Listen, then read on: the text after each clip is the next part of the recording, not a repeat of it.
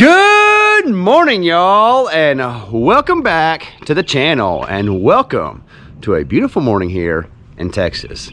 So today we have some pretty big upgrades that we're going to be installing.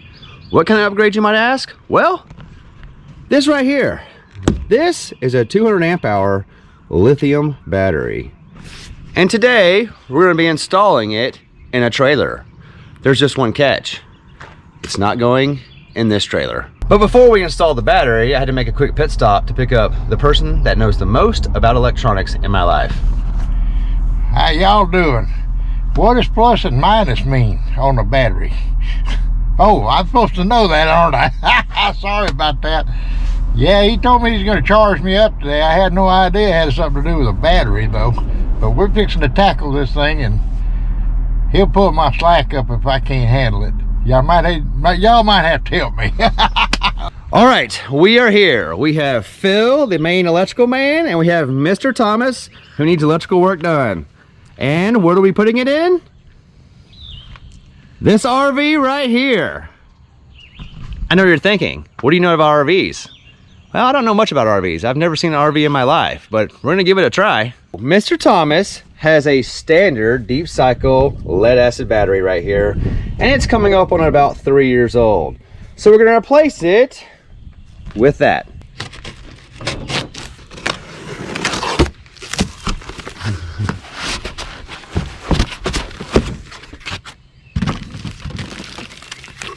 Man, look at all those stickers. Oh wow, that's cool.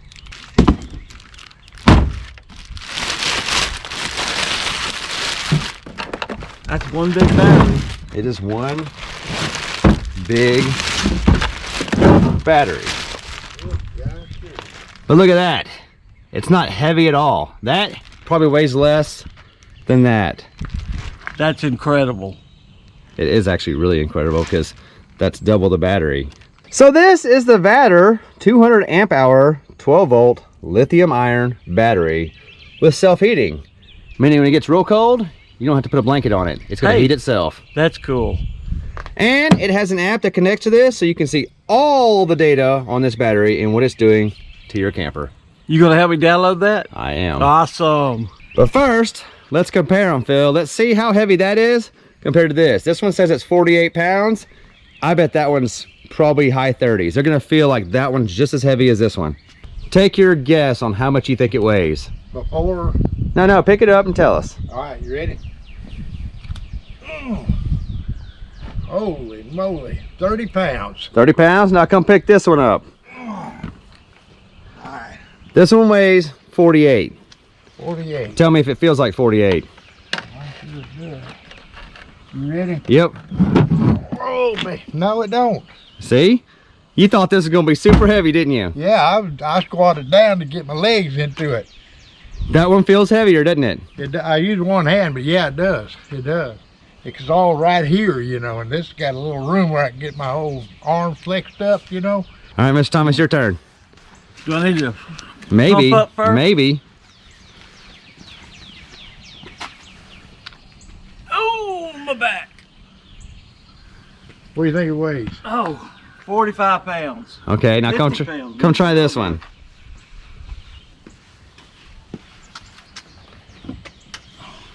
Oh, that's much lighter. And that's double the battery. That's crazy. That is.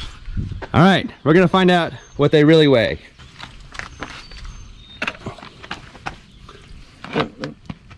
$49 pounds. You It get actually on weighs more.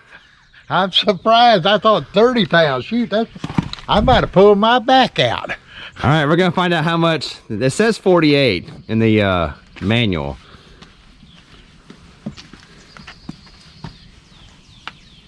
Ugh.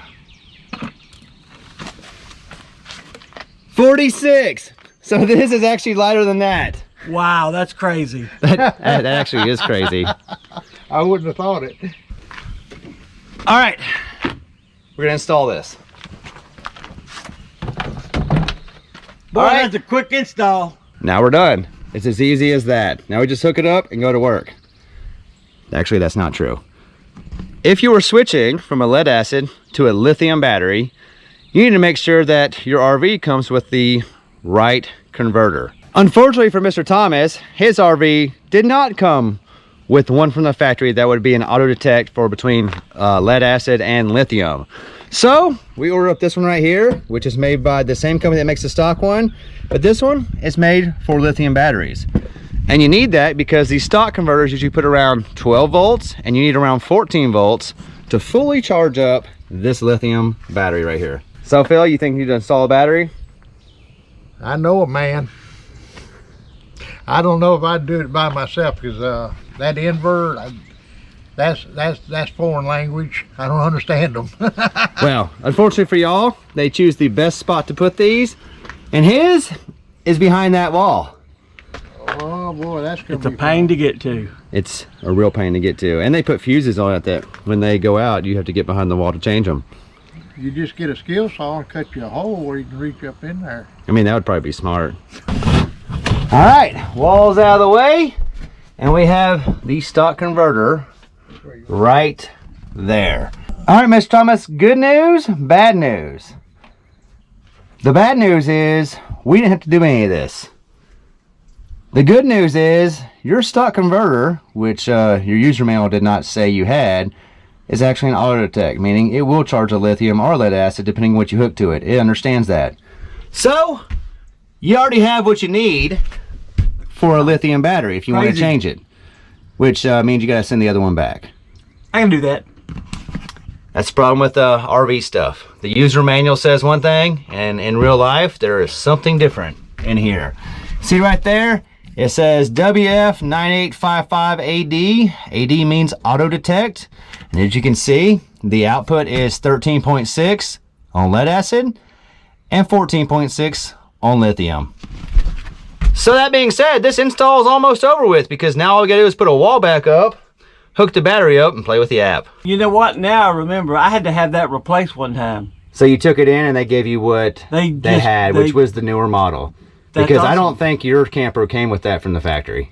Yeah. That's usually like a, it's not really a high-end, low-end thing. It's a what year did it come out thing. That fuse kept blowing, so they swapped it out. And they gave you an upgrade that you didn't know about. That's cool. That is kind of cool. It'd be cool if you'd remember that, though, if we took this wall down. Absolutely. All right, we have the wall back in place because we were just doing a general inspection. It wasn't that we didn't know what was in there and we ordered wrong. That's right. Now, the easy part.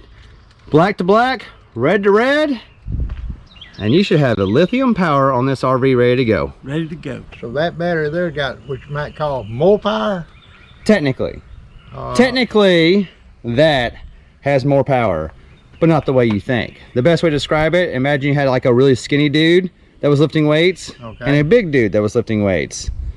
The big dude's gonna lift weights longer. Same amount of power, he just has more power to give. Longer, he says he's got a bigger tank. He can do the same work longer. Right. So it's more power, but not more power, if you know what I mean. It's just longer use of the same power. Okay. Clear as mud, right? Clear as mud. Just know, the big guy can work harder than the little guy for longer. Actually, they work the same. It's just this guy has to take a break sooner.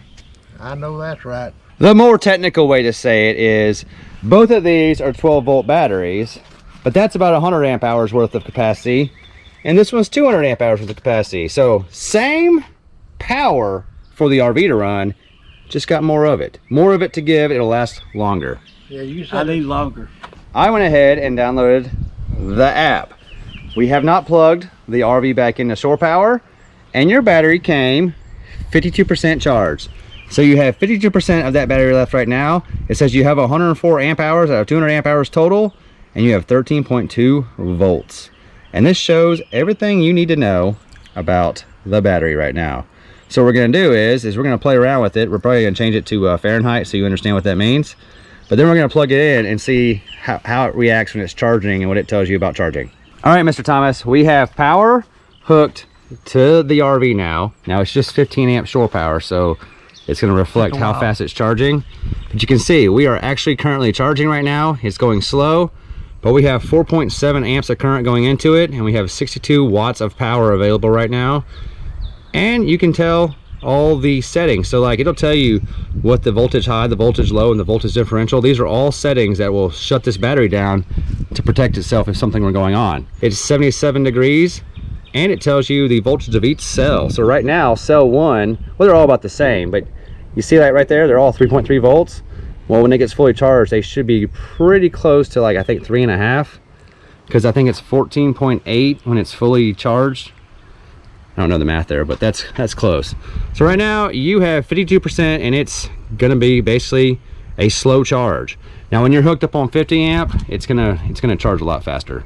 And that's the difference between the standard converters that you get from the factory and like the expensive ones. The expensive ones will charge this up really fast. Like, so if you spend the $300-400 on a really fancy converter, it'll recharge it in probably an hour to 2 hours max, because they put out way more amperage. Yours is only a 55 amp converter, but it doesn't really put out 55 amps. It's usually much lower. Like right now, it shows we're only putting out 5 amps into it, but you are on a 15 amp hookup. Well, we're gonna hook up with 50 amp this weekend. Yeah, and it should go up significantly faster recharge times. Also, once you have it fully charged, it's not gonna discharge all that much on just your travel days. It's gonna be pretty much ready to go when you get there, and then as soon as you plug in the shore power, it's going to immediately charge itself back up. The good thing about having a battery like this is, say you're somewhere where you need more time to get all your 12-volt systems out before you hook up. So this battery will let you run everything in your camper for a long time without having shore power, but only your 12-volt stuff. So like all your lights, your slides, your jacks, everything inside there that's not an air conditioner, or like it might even run your refrigerator, I think. Your refrigerator is 12 volt. Okay, so it would run the propane side of it until you plugged in. So that being said, you could be unhooked longer, or if you're at a rest area, you don't have to fire up your generator to do everything. You could just run off the battery as long as it's a 12-volt circuit. Clear as mud? Clear as mud. The easy one is, if you push the button and it don't work, it's not 12 volts. That's right. You know what a volt is, Phil? Man, y'all got all this terminology coming at me, and you're wasting your time with me. I don't mess with electricity, but the amps is what kills you. I didn't learn that much. But I think you can take more volts than you can amps. So.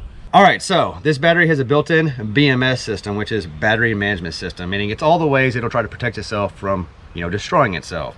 So it has overcharging protection, deep discharge protection, overload protection, overheating protection, short circuit protection, low self-discharging rate, and it has a high temperature disconnect function. And we already mentioned that when it gets cold outside, it has a self-heating function as well. So as soon as it goes below freezing, it starts using its own power to heat itself back up. That way you don't prematurely ruin this battery. I need all the protection I can get. So the good thing about lithium batteries, and the advantage of lithium over lead acid, is on a lead acid battery, you can't really discharge them very low. So when you get to about 65 to 70% discharge, that battery is useless, because you're down around 10.5, 11 volts. 10.5, 11 volts doesn't do anything for anything that needs 12 volts. This one right here can go well below 50% capacity of discharge, and it's still putting out 12 volts. But the difference is once you run that one down below 50%, it has a hard time coming back, and you significantly reduce its life. This one you could run to 0 and recharge up to 5,000 times, and it's always going to be the same battery.